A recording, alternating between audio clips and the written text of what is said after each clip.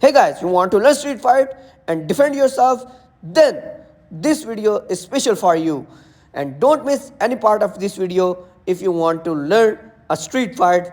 Otherwise, you can't learn. So let's start the video.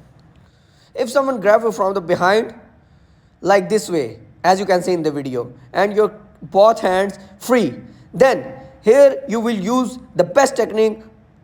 Step number 1, bring your elbow with push like this way, as you can see, like this. Now grab his neck with your arm tightly like this.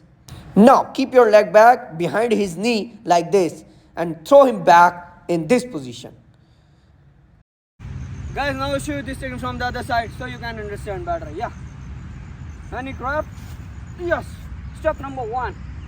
This. Step number 2. Lock his neck. Step number 3. Keep your leg back and down. And kick. Guys, now I'll show you this in fast motion how it works or not. Yes. Now from front side. Come on. Come on.